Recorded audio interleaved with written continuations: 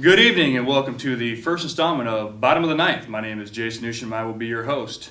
Today we are going to talk about the Great Lakes Hardball Hot Stove Banquet coming up in January 11th to be exact, 2014, when we are going to induct 5 new members to the Hall of Fame, as they will join our first class from 2013 as the next 5, and we will be also recognizing the 5 area baseball teams, the Saginaw Valley River Dogs, the Peak Performance Little League team from Northwest Little League, the Bay County Pony League team, the Great Lakes Bay Colt League All-Star team, and Bay City Western on their Class A Division I MHSAA State Championship. After the break, we are going to bring in one of our inductees, Randy Morse, into our studio, and we'll be coming right back after this break. And we want to welcome you back here to the bottom of the ninth as we are bringing into studio a 2014 inductee, Randy Morse. Randy, how are you doing? Real good, TJ. Randy is a basically All-Saint graduate. He is a Central Michigan graduate, and he is a professional baseball player. Was a professional baseball player in the San Francisco Giant organization. We're going to talk a little bit about the history and the background of Randy and what makes him a 2014 inductee. Randy, let's go back to the beginning. You grew up in the South End. Tell us about your first introduction to baseball. Well, we had a lot of kids in our neighborhood, and my brother played baseball, and we probably had 10 to 15 kids in the neighborhood, always pickup games, playing at Roosevelt Park, doing things like that, and always outside. And sports was always part of it, and baseball was a big part of it. And just from there on, it started into the Little League and everything from there. You start having some success, and it's funny, we talk about it as growing up in the South End and Van Buren Street, we had a group of kids that we ran with, and then when we moved to the West Side, we had a group of kids that we ran with, and it just seemed that everybody had groups of kids that they ran with, and they played, whether it was baseball, football, basketball, street hockey, it really didn't matter, and it's amazing what that does from a competitive aspect of it, as you started achieving a lot of success, at an early age. It is. You always want to get out there. I was actually one of the youngest in the neighborhood, and I'll give my dad kudos because if my brother was going to play, I had to play. So that always puts you in competition with guys that were older, guys that were bigger, and being very competitive. You always wanted to do well, and you always wanted to beat them. And having that many kids, it didn't matter what season it was baseball. We were all playing baseball, basketball. Always doing something. And being where I was on 35th and McCormick, the streets weren't busy, so you could be sitting out there and playing all day and have very few cars come by, and it just made for a real fun time. You're right.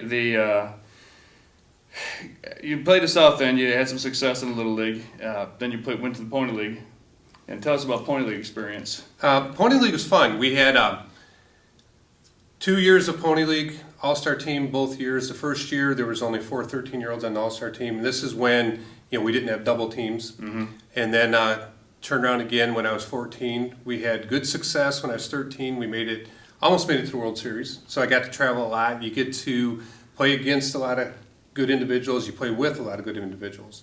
And I think that, type of competition, and you played sports all your life.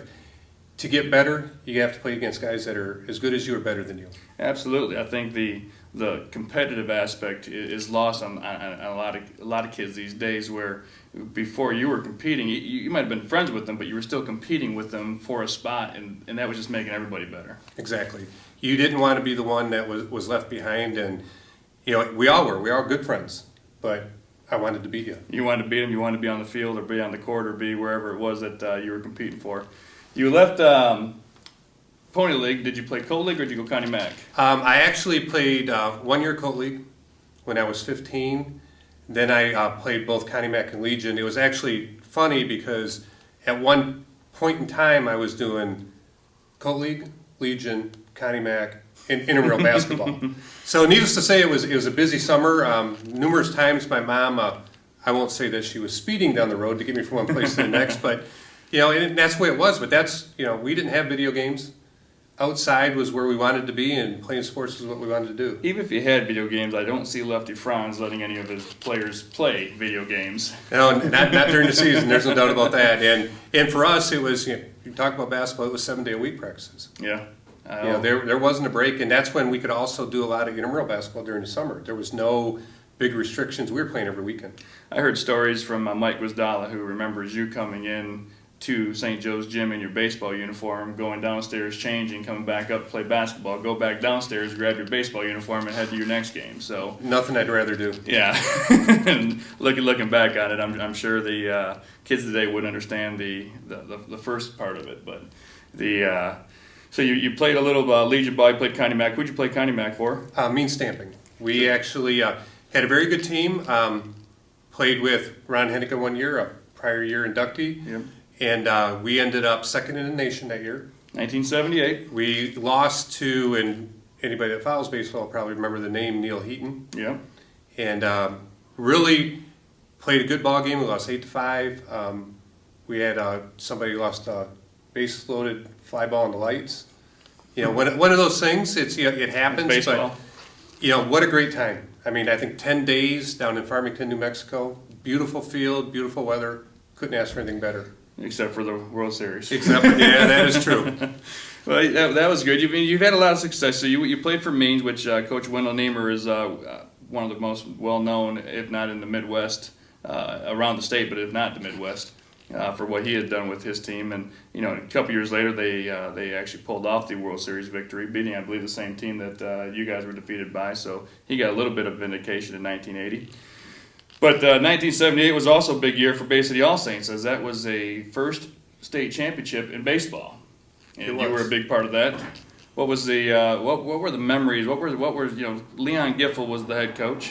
What was the feelings, the thoughts going into the season? As a group, were you expecting a state championship? Was it one of those things where you fell into some breaks? Well, you go into it, and we knew we had good pitching. There was myself and Dave Schultz, and we know we had some key positions. But I give Mr. Giffel a lot of credit. It was a different style of baseball. We did a lot of switch hitting and different things, but the group just really did well together. And we rode pitching. I think we gave up 1 run the entire tournament. So when you can do that, and it's kind of funny because we'd always win, like the first game of the tournament would be a 1-run game or something like that, and then we'd break out for a few runs in the second game. But we played good defense, good pitching, and everybody seemed to get along. And I think anytime you win, you have to have breaks. Absolutely. So we probably had our share, but whether it's football, baseball, whatever, if you don't give up any runs, you can't lose. A good chance you're not going to lose. What was your last game your senior year pitching in the tournament? Was it the final or the semifinal? We won it our junior year, and then we actually got beat in districts our senior year, which was that was a blow to us because we thought that would be another repeat year. But that's where you talk about breaks. Mm-hmm. We did not get the breaks that year. From a personal perspective, the last game I pitched, I actually threw a no-hitter against Douglas MacArthur. Okay. Which was a good feeling to do. But then we walked into the next game against Eisenhower, and I don't remember the score. I think we got beat by 1 run, but a break here or there, and we're back at it again. That's the unfortunate part. But to experience a state championship, experience at Connie Mac, a runner-up in the World Series, experience Point League All-Star, the chance to go to the World Series there. The baseball era back in the late 70s, early 80s, we talk about the Ron Hennekas, the Dan Snovers, this year's inductees, Bill St. Peter, G.J. Zanotti, Greg Luzak from the 81 All Saints team. Baseball was just, it was fantastic. There was a lot of quality athletes in the Tri-City area. When you take and you look at Bay City itself, Bay City was sending a lot of people into Connie Mac. I think when my brother played a few years before was probably the big group with Mike Bryant, Randy Lepick, these guys that Wendell Niemer picked up. Mm-hmm. And, it's one of the few times, other than Little League, when I was 15, I played Connie Mac, and that was the last time I got to play with my brother. But you look at, the people that are out here, Kurt Young, pitching coach for the A's right now, went to CMU in Saginaw. Keith Miller. The quality of the athletes in this area, especially when it comes down to baseball, I'd put it up against anybody. I agree. And doing a lot of research for Great Lakes Hardball and doing a lot of research for the show as we launched the Bottom of the Ninth Network, the facts and the realization of the players that we had at one point in the minor league system was yourself, Mike Reitzel. When Northrop played for the Tigers, he's another 2014 inductee. We talked about Snover playing for the Braves, Braley playing for the Tigers, St. Peter with the Cubs. I mean, there was so many guys. You could look in the Detroit Free Press, and I used to do this. The Detroit Free Press used to always list all the Michigan-made players, Michigan-born players that were playing in the minor leagues, and there was 7 and 8, 9 from our area. Correct. And it was just amazing. It was just looking back, and now, we've got kids who you think, you hope that they have an opportunity, but I mean, the baseball back then was just, it had to be phenomenal from the competition aspect of it across the board. It was, and it's hard to explain why. I don't want to say there's been a drop off in current years, but it's just, I think it comes down to what we used to do as kids. I mean, we woke up in the morning, we were outside. You played. You were playing whatever sport it was.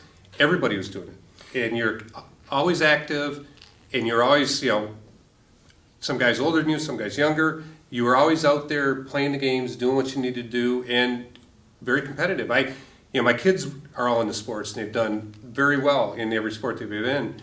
But you always sit back there, and my daughter ran, my youngest runs, and you always step back and say, when they're running, if I had somebody in front of me, I was going to beat them. Mm-hmm. And that's the mentality that I think everybody back then had. And they always wanted to make sure that you knew who they were and that they were going to beat you. And I don't want to say the intimidation factor, but if you consistently beat somebody, that has something to say with it. And, there was a lot of talent back then, no doubt about that. We'll be right back on the bottom of the ninth as we finish up our conversation with Randy Morse. And want to welcome everybody back to the bottom of the ninth here on the Great Lakes Hardball Network. My name is Jason Newsham. We are joined with 2014 Hall of Fame inductee Randy Morse. Randy, we were talking about your Little League, your Pony League, and through All Saints. Let's talk about what happened after high school. You attended Central Michigan University, where I did. You had more success. I mean, it's the success for you. It seemed to follow, which I think the pattern there is there is no pattern. There's no coincidence. I believe a lot of it has to do with who you are. And I think you're right from that standpoint, just because we grew up that way. We grew up competitive.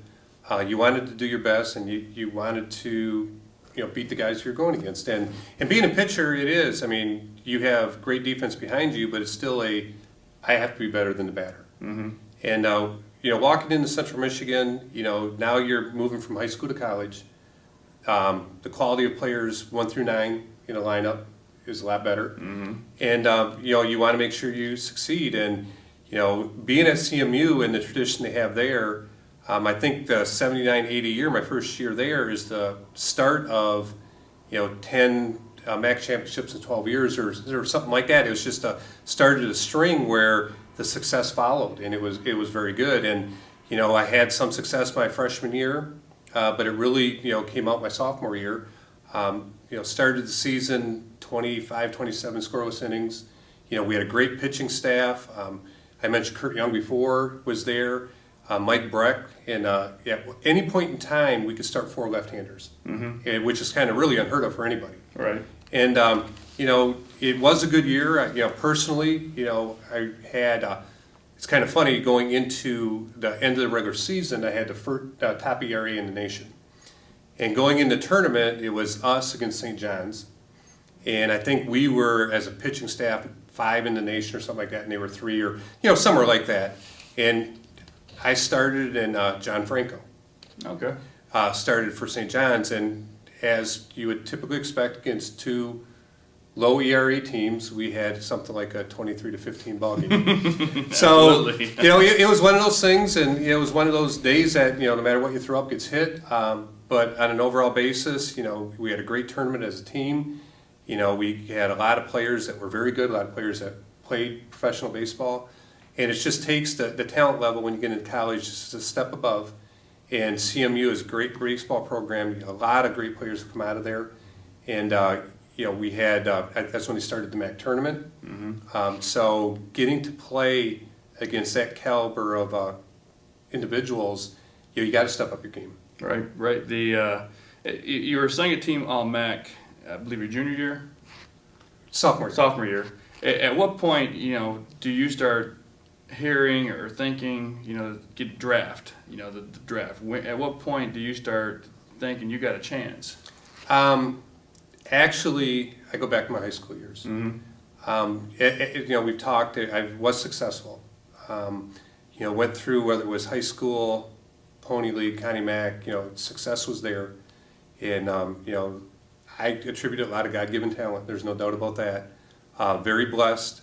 My parents, made sure that all the kids had the opportunity to play, so we got to play a lot of ball.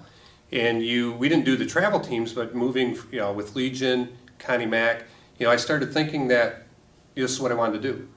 And going into CMU, knowing they had a really good baseball program, I think that gave me a great opportunity. So after my sophomore year, or during my sophomore year, started to meet some scouts, see some people, hear some talk. And when, you having success, like I was and as the team was, that brings people out to look. And I think at that particular point in time, going into my junior year is what I fully expected to be drafted. I did not have the success as much my junior year, had a couple injuries, sprained ankle, had probably half the innings I had my sophomore year, those things, but still was able to be drafted coming out of CMU my junior year, and took the opportunity and jumped with the San Francisco Giants. Well, you not only jumped with the San Francisco Giants, you leaped your rookie level, 7-0. ERA around 2.49. So here you are. I mean, you got to start thinking this is easy. Yeah, I wish it was. Again, it comes down to left-handed pitcher, upper 80s, low 90s, but I threw strikes. Moving into the first year in rookie ball, I was 7-0. I think you actually got the ERA right on the nose at 2.49. Turned around the next year in A ball, I was 7-1. Right. I think about a 2.75 ERA, something like that. So, moving on into fall ball, going through spring training, I honestly believed that moving into Double A the next year, if I had that success, that I'd possibly on the 40-man roster by the end of the year. Right. That just happened to be the year that, had some arm problems. Wasn't sure what it was. I'd start out and it just took longer to get loose in between innings. Started losing velocity. Originally, bursitis they talked about. Get on some medication. To see if you can go through it. Till eventually had to have the dye injected and found out I had a tear. Okay. So you find out you have the tear. Now I'm assuming rotator cuff. Rotator cuff. Surgeries back then weren't as, I don't want to say as easy as they are now, but the Tommy Johns, you see a lot more success stories of Tommy John surgeries, rotator cuff, because of maybe the newer technology and the newer medicines and cutting edge, I guess is the word I'm looking for. That was it. There was no Dr. James Andrews to take a look at it and somehow put you back out there. It's interesting because I actually did went out to San Francisco. The Giants doctor actually did the surgery, and I don't remember who that was, but it was. It is. I clearly have a large scar from it. The rehab, I owe a lot to Walt Kinnicky. I worked with Walt. They said I'd never pitch again, and I came back, went through rehab.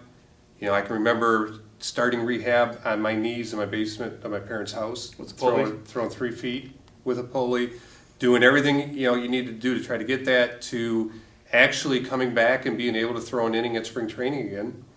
And I probably would have needed another year of to build arm strength up, but the Giants were going through a rebuilding year. That's the year that Roger Craig came in as coach. They had a new GM. I believe that was Will Clark's first year. So you understand decisions, and at that particular point in time, I also recognize that being newly married, trying to do another year of rehab without looking at what am I going to do in the future, but it was probably time. Right. I really enjoyed what I did. Professional baseball, being single, was real easy. I got to see a lot of the world, played with a lot of really good people, and pitched against a lot of good people. Robbie Thompson, all-star second baseman for the Giants, played together, roommates. Matt Noakes, who people probably around here know, was actually my catcher with the Giants organization, and I got to pitch against Cecil Fielder. So I mean, now I've just aged myself. There's no doubt about that. But Absolutely. there was a lot of great talent, and I can say that I got to play against them. I think I was up to that caliber because I was able to get them out, and so I have nothing but great memories of my baseball career. I mean, that's great because a lot of times when an injury takes place, you have a situation or where a regret or regrets are dominating the mindset rather than thinking about what you actually accomplished and how great of an accomplishment you were. You were actually at the time you were doing it. It's just amazing that you're able to walk away and say, hey, you know what, you did it. And I think for me personally, as competitive as I am, the injury was probably the best way to walk away. It would have been difficult to walk away any other way. And, so that, from that standpoint, knowing that it was the injury that kept me out, that's probably the big part. And did I miss it? Yeah, you missed a personal competition. Right. But there's more to life, and you move forward. And, I was able to use the talent to get a long way in baseball, but also use it towards an education. And that's, if I ever had anything to say to kids today, you may not make it all the way, but if you can get a college scholarship, partial, full, or whatever, use it to the best of your ability.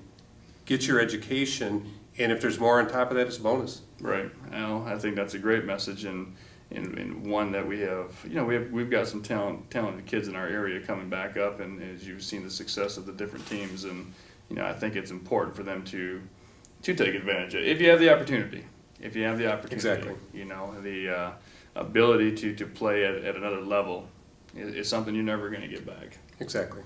The induction aspect of it, being in the second class, going in with Bill St. Peter, John Northrup, Mike Villano, G.J. Zanotti, names that you're familiar with, joining Matt Mieske, Keith Miller, Jason LaCronier, who still is the youngest member, Ronnie Hennica. What does that mean? I mean, what does it mean to be known or recognized? Because the voters this year were former coaches, were former sports editors, were current sports writers. So you're being voted on by a committee of people who know the game. So it wasn't a popularity vote. Right. It wasn't a decision made by one. It was a decision made by a committee, and I like it that way. I think it makes everything a little bit more fair because you've got people who remember watching, who remember playing against, and then watching the current crop. So, being put into those names and up there with them, what does that mean?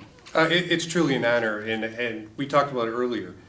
When we look back at that time and the quality of the individuals that were there, the players, now to be being inducted and looking at, the class I'm going in with and the class previously, these are guys I played with. These are guys that, John Northrup, I knew the name, definitely quality players. So it's truly an honor to be in there with them, and especially moving in second class. From that standpoint, early on in the Hall of Fame, it's thrilling. There's no ifs, ands, or buts about it. And, being put up there with the quality of those players is really an honor. Well, we're glad to have you. I do want to give you an opportunity to introduce your family. I know Jeremy just had some success in the tennis regional or state. State, he did. I'm married to my wife Carol. We've been married for over 28 years. We have 4 children. Jake is my oldest. He just took a job this past year with Deloitte, a top 4 accounting firm in Columbus, Ohio. Okay. Hardest part being a Michigan fan in Columbus, but he's adjusting. He had great success also. He played baseball up through his sophomore year, and then also played tennis. His senior year in tennis, he went 35-3, and is still in the Michigan High School Athletic Association record book for being, in the top 10 or whatever in wins in doubles. My daughter Ashton, very successful in all her sports that she played: volleyball at Garber, basketball, and track, and actually had a scholarship to run track at SVSU. And did her freshman year, but athletics nowadays is a lot of work and business, and she wanted to focus on school a little bit, and she did that. But I'm very proud of her. And Jeremy, as you mentioned, my senior this year, played tennis. He is ending his senior year second in wins at Garber most time, 94 wins, only second to Reed Shano at 106, and one of only 3 people in Garber tennis to win a match at states every 4 years. Oh. So he's clearly in good company there, and I'm very proud of him. He also plays golf, played baseball up through his when he was 12, and then my youngest Josiah also plays tennis. He is very good and is a good runner. He is close to breaking the Kramer record in the 800. He does cross country. So we're very blessed. Both Carol and myself are athletic. We try to stay a little bit active we can, but it's awful hard when you're chasing after all the kids. But I wouldn't do it any other way. I mean, and you don't try to live through your kids. I mean, people always ask me, is it disappointing they didn't play baseball? They played. I left it up to them, the sport that they wanted to do, the sport they enjoyed, because if you push them, it's not going to work. No, I've as a basketball coach, everybody always assumed my kids were going to be basketball stars, and to this day, I will. Trey he just joined a football team a couple weeks ago, and it was something that I didn't think I wanted him to do, but I didn't think he'd ever do again. And those are things that make me more proud than if he can go out and score 25 points. Right. And the fact that it's something that he wants to do is a very good feeling, because it's something that he's not having to do. Exactly. And you're probably a lot like me. I'm a heck of a lot more nervous watching them than I was when I played. Absolutely. I'm the guy that stands in the corner so I can walk into the hallway and pace. Exactly. So that's good. Well, from South End Little League to Bay City All Saints to Central Michigan to the San Francisco Giants and now to the Great Lakes Hardball Hall of Fame, Randy Morse, we want to thank you for your time. Appreciate we look it. forward to seeing you January 11th. Sounds good. Thank you very much.